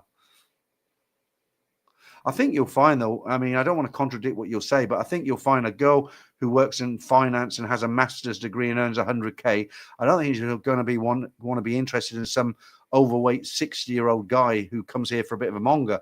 Most of those sort of girls who I've come across, they're married to very high educated young Thai guys. They're kind of with their own sort. That's normally how it goes. They're normally mixing those circles. High soul, you could call it even. Hi, Peter, from Chris. How you doing, Chris Bradder, is it? Nice to see you. Steve, so David Attenborough is 99 now. I expect a major marking of his 100th if he's well for another year. I didn't know that. He's still going, isn't he? My favorite blast from the past is Alan Wicker. Do you remember Alan Wicker? He was good. He was your first kind of travel show host. I think I mentioned it before. He'd go everywhere in the world. It doesn't matter if he was in an African jungle. He'd have on a black suit, white shirt, and a black tie, and had the old tash. Brilliant, very good. Chris, hi Peter. Will you miss Bangkok? I'll miss my friends here in Bangkok that I've made. I've made a lot of, well, not a lot. I've made friends because I've met viewers and subscribers. Some of them I've never seen them again. Others have become good friends who live here, who I have lunch with regular. And I can always come back. It's only 3 hours away, isn't it, Hua Hin? Stay in a hotel or something. But no, I want to be able to, I've got a scooter, and sometimes I won't ride it in Bangkok because I think it's not worth it. I'm going to be stuck in between cars and traffic. Down there, the traffic's very light. You can get around. It's not a problem to jump in the car and go to shopping because you don't have the traffic down there. It's not a real dead town. There's plenty to do there. A lot of nice Thai restaurants, a lot of Western restaurants. There's a good mix of expat community down there. There's a lot of Swiss down there, a lot of Dutch. You got that brilliant night market in the middle of Hua Hin that people keep telling me is not the night market. It's got another name, which I know to be true, but I can't remember what it is. I don't think I will. I've spent the best part of 30 years visiting and living in Thailand, in Bangkok many, many times. I think I'm ready for something else now. I'm ready for something else, definitely, especially at my age. And I want to be able to, I'll let a little bit of the cat out the bag. I'm not going to be living in an apartment again. I'm going to be getting another dog. I'm going to have some outside space. And I'm going to be living. I'm not going to let my YouTube channel go. I mean, I don't think my YouTube channel will suffer. I'll still do the stories. I'll do the live streams, and I'll be doing some different videos. But then, there's so many live streamers in Pattaya and Bangkok now. There's a few in Hua Hin, but not as many as Pattaya. Lou, I don't send much money to my girlfriend. She makes her own income from other guys paying her for something in Pattaya. I usually just send inexpensive gifts. She makes money from other guys. Okay. Each to his own. Bottle Baby, ever tried Tim Hortons Canadian coffee chain? Do you know, I watched a guy, there's a channel called Gary's Eats. Okay. And I don't really watch many Thai videos on YouTube because that's what I do all day. So there's a channel called Gary's Eats. He's an English guy and he goes into various restaurants, and he'll have a meal, he'll come outside and he'll give it a mark out of 10 if it was very good, very crappy, whatever. And funny enough, I didn't know, who is it again? Tim Horton, he said. I'll put it up there. I knew they did coffee, but I didn't know they did fast food. So last night, Gary's Eats, he went and got a burger, some chicken, some fries and coffee. He gave it a very poor rating. And I seen the food and I thought, that looks crap. I mean, it looked really, really not nice at all. And Gary's Eats, I can't remember what score he gave it, but he was very unimpressed with it. Old Fogey, Peter, how is your mate's broccoli business going? He's changed the model. He's renting the units now to people who do this similar sort of thing. The price has dropped a lot. He's actually, as far as I know, some of the people who invested, he's given them money back because it's just a no-hoper now. He's still in that business, but it's a different business model now. And he's kind of spoke to the people who invested and said, look, you know, the price has gone from 200 baht a gram down to 25 or 23 baht. I'm going to give you your money back. And that's what he's done with some people, and he's in the process of doing it. But he's still running the units, and he's still making money. But it's just, you know, sometimes you have to adjust to the market, don't you? Bernie is in the house from a quiet Manila and enjoying your stream. Thank you, Bernie. I'm glad you enjoyed that other video by Gareth, and I'm going to repeat it again. Sorry, but I think it was a good interview. When I finish this in 5 minutes or so, if you're not a member and you want something else to watch, look in the description. I did a podcast. I was a guest for an hour, and I talked about a lot of different stuff that I don't normally talk about.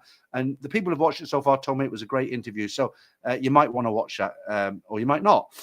Ronald, imagine Southgate getting a knighthood like Attenborough, thoroughly undeserved. Imagine Southgate. Who is Southgate? Ronald, I kind of lost there a little bit. Handle this. Bread is kind of sweet in most of the bakeries, not in the Japanese bakery. Honestly, I eat it all the time, and I can distinguish if I have a cheese and ham sandwich in the Sevens. I can taste a little bit of sweetness, but not in the wholemeal. What is it? I have not wholemeal. It's I forget the bread. My own bread that I get nearly every other day. Not whole grain. It's called something else. Sourdough. That's it. Sourdough. Yeah. Somebody wrote Southgate, and I put sourdough. Let me say a big thank you to Anton again. Moving to Hua Hin, it will be easier to get out of the city and explore the surrounding areas of Edger. Absolutely. Thank you for the super chat, Anton. But that's good, because I went to a place called, I think it was called Bradbury or Banbury. It's 15 miles south of Hua Hin. I drove there. It took me about half an hour. Beautiful coastal town. Miles of beaches. Hardly anybody there. I wouldn't want to live there because it's a bit too quiet. But, you know, from Hua Hin, you can get to a lot of different locations. And, yeah, that's what I intend to do. And thanks for the super chat again. Stevie, Pat must have been the most common name in the world when we consider how many expats there are. Droll. Robin, currently in Bangkok, but definitely done with the city. Hua Hin and Rayong seem perfect for the laid-back life with just enough of a dose of nightlife. Toby Price, get a couple more in before we go. Battered. Stephen James, old overweight mongers have no chance for the prize Bangkok goes, but expats young and fit on a good salary, the world is their oyster. Let me guess, you're 30, work out every day, and you're a handsome man. Chris, the big outdoor food court in Hua Hin is called Ban Kun Po, and you're right, and I'll forget it again because people are always telling me, but thanks for telling me, Chris.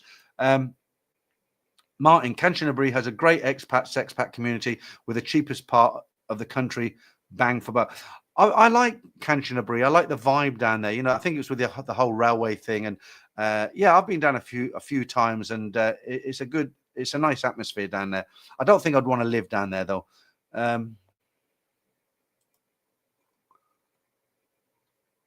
Sean, how you doing? Have no idea who that is. USA, yeah, I'm the same. Right. Rory the Rolling Robot. I do love Bangkok. I think it's overlooked a lot. Has so much to offer. Rooftop restaurants, amazing. I'll make this the last one because I want to answer it. Okay. So you're right. It's got so much to offer. But it's okay if you come here on holiday. But if you're on a you know, I live out here, okay? I've got to pay rent, not in a hotel room. I've got to pay my water bill, my electric bill, my laundry, all that sort of thing. And when you live here, those rooftop bars, they're bloody expensive, you know, because a lot of them are in hotels or above hotels. A lot of those rooftop restaurants in Bangkok. And I've heard guys say if they date a girl for the first time and she says, oh, let's go to a rooftop restaurant, they just don't see her again because they know what's coming. Guys, I can't believe 15 minutes has gone so quickly. I normally stop at 9:30 my time. I said I'll give it another 15 minutes. It's now bang on 9:45. I've got to stop. I've got 15 minutes to fill my water bottle, use the loo, change the background, all the rest of it. If you're a member, I'll see you in 15 minutes. If you're not, I'll be back for another live stream in a couple of weeks. I suggest you go and watch that video. It's a very good interview. To the three guys who gave me the super chat, thanks for that. Very generous of you. To everybody else, I hope you enjoyed the stream. Bit of a shaky start, but we got there in the end. Okay, thanks a lot, guys, and I'll see you real soon. all I want, all I want.